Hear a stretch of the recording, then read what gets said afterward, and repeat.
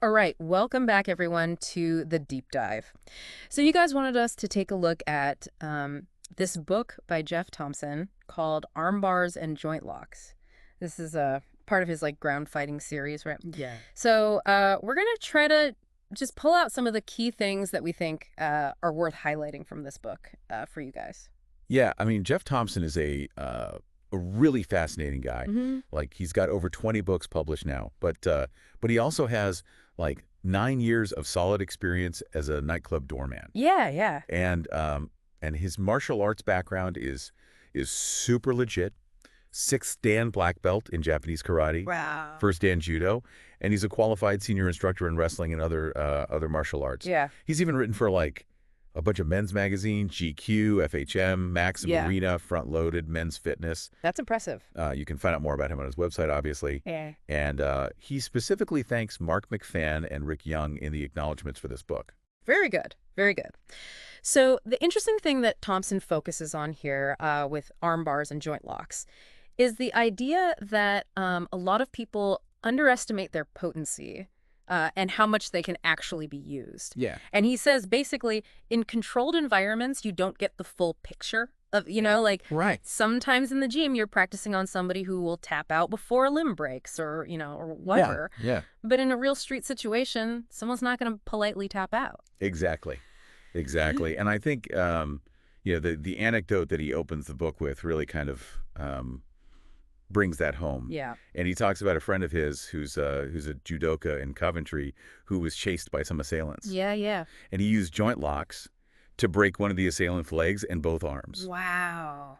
And so this is just, it's a really stark reminder of the effectiveness of kensetsu waza, which is the Japanese term for joint locking techniques, Okay. and how devastating they can be if used in a serious situation. Right. Right. And one of the things he says directly to you, the listener, is he goes, some of these joint locks take a lot of practice. Right. To get that feel, to make them work, which he calls flight time. Mm-hmm. Right. But he says, actually, that's kind of part of what makes them so good, right? Is that it's not something that everybody can easily learn and master. Totally. It's like, if it was easy, everybody would be good at it. Right.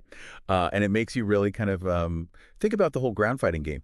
And he really, really stresses how physically and mentally demanding it is. Yeah. That only a small percentage of people actually master it. Right. And those who do, in his view, become special. Right. They've paid the price for this knowledge. Right. Which, in the context of real violence, is a pretty brutal one to have to pay, I think. And it's kind of interesting because he's obviously a big proponent of ground fighting arts and things like that. Yeah. But he's also very upfront about saying, look, in a real street fight, Right. I'm most likely going to rely on striking and keeping things at punching range. Right. He goes, 95% of the time, that's how it's going to end. Yeah. And it's going to end with somebody getting knocked out. Well, I mean, yeah, I can see, that makes sense when you think about it. Mm-hmm. I mean, a fight could go to the ground. Yeah. But it always starts standing up. Right. And when you're standing up, you're kind of in that talking distance, which is also striking distance. All right.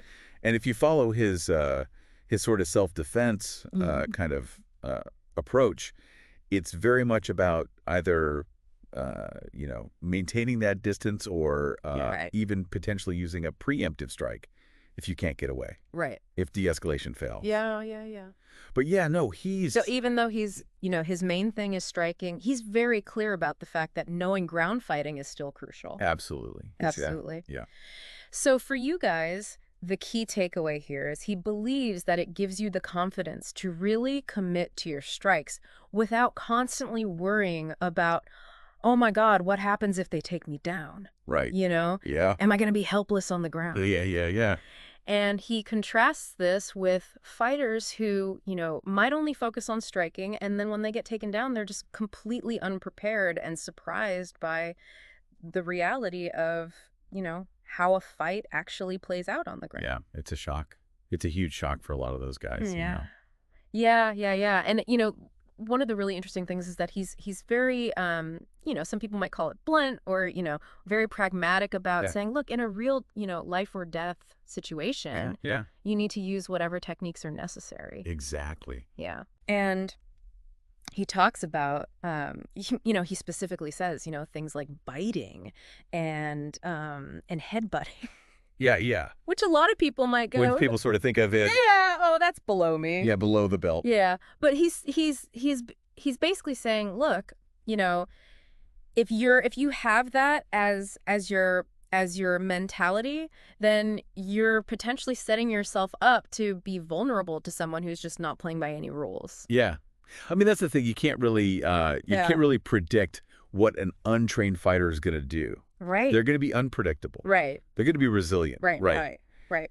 And they're going to be They're not going to care about. are not going to care about the rules. Yeah. Yeah. Yeah. He calls it a bit of a tangent, but it's very clear. In the book, he goes, look, these techniques I'm about to describe, they are brutal. They are immediate, ignore them at your peril kind of thing, right? Yeah, absolutely. Absolutely. And it's interesting. He brings it back to the arm bars and joint locks again. Yeah. And he says, these things can have a dual purpose. Yeah. It can be control. Yeah. Or it can be destruction. Yeah. And it's your choice. Once you've got that lock in place, you can make that decision. Yeah. However, he does make this very clear, very, very clear. Yeah. It's so important that when you're practicing these things, that you do it in a controlled way with immediate release, if the person's tapping or whatever. Yep. Because otherwise you can really injure somebody. Absolutely. Yeah. You've got to be super careful.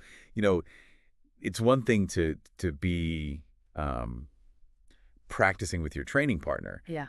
But in a real situation, these techniques are going to be applied with so much force and speed that, Yeah.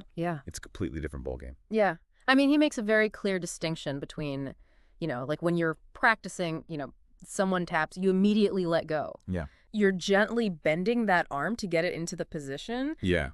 But in a real situation, you're snapping, wrenching at speed. Yeah. And that's when the real damage happens. Yeah. All right. So just to let you guys know, Thompson does mention in the book that this book specifically does not cover arm bars from your back. Okay. Or from kneeling positions. Right. He's going to address those in later books in the series. Fighting from your knees. Oh, okay. And fighting from your back. Okay. So that being said, let's get into some of the specifics about the armbar techniques. Yeah, let's do it. So chapter 1 is from the mount position. All right, the mount position. From the mount. Yeah. So you're thinking here of being on top of your opponent with one leg either side of their torso, right? Yeah. So basically straddling them. Right. And Thompson calls it this really potent pin. Mm-hmm. And it gives you so many options for finishing the fight. Right. And also a pretty easy transition back to your feet if need be. But primarily, I think he views it as this platform from which to launch attacks. Right. Like the reverse mount strangle, for example. Right. And he mentions that there are, some very fast arm bars that you can do from the mount. And these can end the fight very quickly. Mm-hmm. But again, it takes that dedicated practice, that flight time to develop that feel. Yeah. Yeah. Like to really be able to apply them quickly and effectively. Right. And it's really interesting when you see how he talks about his own experience in that. Yeah.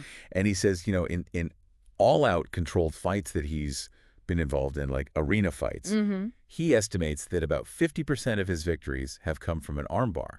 Really? Yeah. And he says very often his opponent will just inadvertently feed him the arm. Oh, really? Yeah.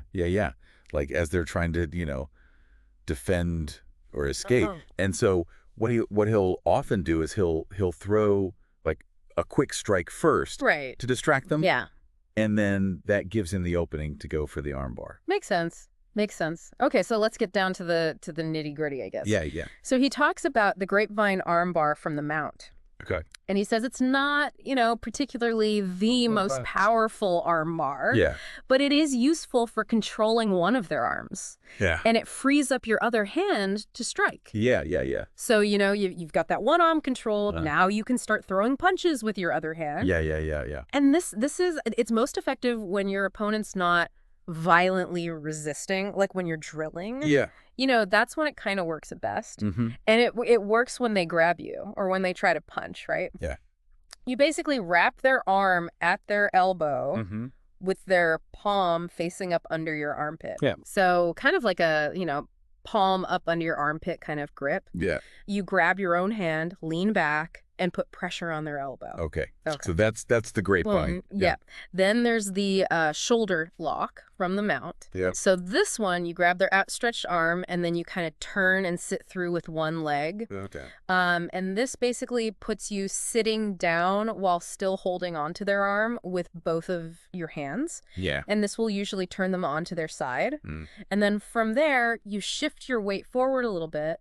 You put pressure on their straightened arm. Right at the elbow joint? Right at the elbow joint. Yeah. And he goes, if you pull back on their arm hard in this position, it can actually break the joint. Yeah. That's nasty. So now from that shoulder lock, you have the option to go into a straight sitting arm bar. Okay. So you're basically going to scoot backwards so that their straightened arm is now between your legs and your feet are going to be across their face. Okay. And then you pull down on their arm, palm up, or he says little finger up grip is best. Right. And then at the same time, you push up against their elbow using your hips. Okay. And then basically to really finish it off, you sharply pull down with your hands and sharply push up with your hips. Mm-hmm. And that's what will... And that's what will snap it. Yeah. All right. Then there's a variation called the roll forward. Mm-hmm. You roll them forward a little bit, and then you really settle your weight onto their shoulder. Right. And that kind of shifts... The focus of it. the focus of the lock. Yeah. And you can actually, if you put enough force, you can dislocate their shoulder with this. Mm-hmm. And then if you continue that forward roll, you go all the way onto your belly, Yeah. but you maintain that grip, that firm grip on their straightened arm. Yeah. You'll end up in a reverse armbar position. Mm-hmm. To make it even more painful and effective, you hook your foot in front of their face. Oh, okay. And you pull their arm back toward your body. Yeah. And he says you'll know when it's in because they'll be yelling. Yeah. Now, what if they're in the mount? They're trying to stand up. Yeah. Or they're trying to stand up while you're Yeah. attempting an arm bar. Yeah. And he calls this the standing arm bar. Okay. Mm-hmm. He goes, if it's properly locked in, they won't be able to stand up. Right. If you've already got that arm bar properly in place. Yeah. But if you've only kind of got it partially in and they try to stand up, Yeah. what you do is you maintain that grip Mm-hmm. and you maintain your grip position, and then you just forcefully wrench their arm back across your hip, Mm-hmm. right against their elbow joint. Mm-hmm. And that will... Ouch. Yeah. Ouch. Now, you can transition from that standing arm bar back to the straight sitting arm bar. Okay. So basically, you force them back down onto their back by using your foot on their face to push them backward while you're still pulling on their arm. Yeah. And what will usually happen is their outstretched arm will end up right between your legs. Right. And then you can just use the same finishing technique that you use in the initial straight sitting arm bar. Gotcha. Okay. Now, the full Juji Gatame arm bar from the mount. Yeah, the full one. It starts similarly to the shoulder lock entry. Okay. So you grab their arm, swing your leg over, sit through, and then you fall back onto your back. Okay. And you make sure you keep that firm grip with both hands on their arm, with their palm upwards. Yeah. Their arm is going to be straightened between your legs with your feet across their face. Mm-hmm. And then you finish it by pulling their arm down towards your chest and pushing upwards with your hips. Gotcha. And that's a Juji Gatame. Yeah. Okay. Now, he also covers this counter that they might try called the roll through. If they try to roll to escape while you're, To relieve the pressure? Yeah. He says, don't fight it too much. Yep. Go with it. And you'll often end up on your belly with their arm trapped in a reverse armbar position. Right. So you're just kind of, flowing with that motion. Mm-hmm. And again, if they stand up, you can go for the standing arm bar, or if you force them back down. Back down to the seat. In seated, yeah. And then there's the triangular arm twist, and this is a little bit more involved. Yeah. So this one, you trap one of their arms across their neck using your chest to turn them onto their stomach. Okay. Yeah. And then you reach under their head with your arm to grab their trapped hand and pull it, which turns them over even further. Okay. If they try to pull that arm behind their head, you pull their hand towards your chest, counterclockwise with one hand, and then you push their elbow in the same direction with the other hand, and that's the lock. Okay, gotcha. Now, he also mentions that you can use finger bars and wrist locks from the mount in pretty much any other position. Right. But he kind of calls these the rainy day techniques. Yes. They're not... backup plan. Yeah. They're not like the main thing you're going for, but if the opportunity arises, you can use them to break a grip and things like that. Yeah. Nice little extras. Yeah. So he's going to go into those in more detail later. Now, we're going to move on to chapter 2, which is from the scarf hold. And if you guys have read Thompson's other book, Pins, the Bedrock, some of these techniques are going to overlap. So he apologizes for the repetition for anybody who's, read that. But so the focus in this chapter is, what do you do if your opponent's right arm gets free from underneath your left arm when you've got them in the scarf hold? So scarf hold, you're basically lying perpendicular to them, one arm underneath their head, the other arm pinning one of their arms. Across their chest. And then he goes into, 5 different ways to apply an arm bar using your legs. Okay. So there's the bar over your right leg. Right. Their arms free, their palms up. Yeah. You push their arm at the elbow across your right thigh. Right. Okay. Bar over your left leg. Okay. If their arm won't straighten, using the right leg as the fulcrum, you switch your leg positioning. So you're going to bring your left leg through, push your right leg back. Yeah. So the left leg is now a higher fulcrum. Yeah. Okay. Yeah. Then there's a back to right leg bar. Okay. If they're resisting the left leg bar, you switch back quickly. Right. And drive their arm at the elbow over that right thigh. Right. Okay. Yeah. So you're using the lower leverage point. Yeah. Then there's left leg tie off. So you basically tie their arm off under your left leg. In a reverse grip. Yeah. Right. And then you lift your hips and push to bar right. Yeah. Then there's right leg tie off. Okay. So if they resist that left leg tie off and they try to push towards your right leg, you quickly tie it off under your right leg instead. Right. And you can really enhance this lock by wrapping your left leg around the foot of your right leg and pulling back. Oh, wow. Okay. Yeah. Now, there's the Juji Gatame arm bar from the scarf hold. Right. So you release the arm that's under their head. Okay. You place it straight out. You step over their body with one leg, placing that foot near their head. Okay. And you bring your other leg over to the other side, maintaining your grip on their arm with both hands. Right. You then sit back, trap their head with your leg, wedge your other foot underneath them, and then you finish by pulling down on their arm and pushing up with your hips. Right. Okay. And he does say that this is a difficult variation that requires a lot of practice to get right. Right. Okay. Now there's the jackknife escape into arm bar. Right. And he kind of refers you to, he's got a book on escapes that goes into the finer details of, the jackknife escape. Right. But the general idea is you create space by separating your chest, and then you poke them in the throat, which makes them pull back. Yeah. And as they fall back, they may still have that headlock on you, but you'll likely be kneeling at their side now.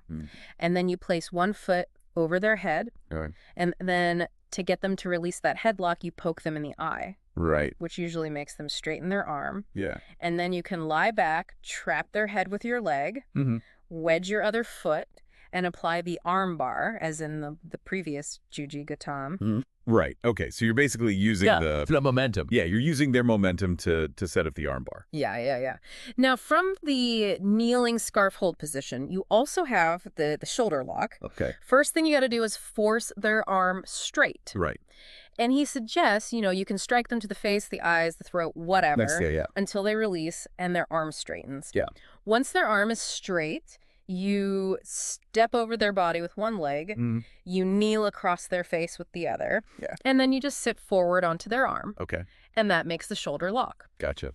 And then finally, you've got the reverse arm bar from the scarf hold. Okay. And this is, if they manage to force you onto your belly, or if you decide to go to your belly, you basically fall forward. You're controlling their arm. Yeah. You force your foot in front of their face. Okay. And you pull their arm into your body. Yep. And then, as with the other reverse arm bar, you can transition to standing if they try to get up, or you can float them back to the seated arm bar. Right. Okay. Yeah. So now we're moving on to chapter 3. From the upper 414 pin, Right. Now, Thompson's pretty upfront about the fact that this is not really his go-to position Yeah. for arm bars. Right. He kind of, He uses it as a different, yeah. yeah, he uses it as more of a traveler's rest hold, like Right. you know. A place to just kind of, Yeah. But he does mention that, a lot of the American shoot fighters, people Yeah. like Neil Adams, Yeah. they really favor using the arm bar, Yeah. especially the Juji Gatame from this position. Okay. And he's basically saying, look, there are definitely innovative approaches that can be used, Yeah. that go beyond traditional techniques, Yeah. And he's encouraging you, the listener, to keep an open mind, and don't be afraid to break from convention and try some of these less traditional, Approaches. So, And that's kind of in line with yeah. with something he talks about, where he left the QGB, Yeah. which is a karate association he was with for 20 years. Yeah. And faced quite a lot of Yeah. criticism from people who thought he was selling out or whatever. But he was confident in his own path. Yeah. And he's making clear that it wasn't because he was unhappy with the QGB.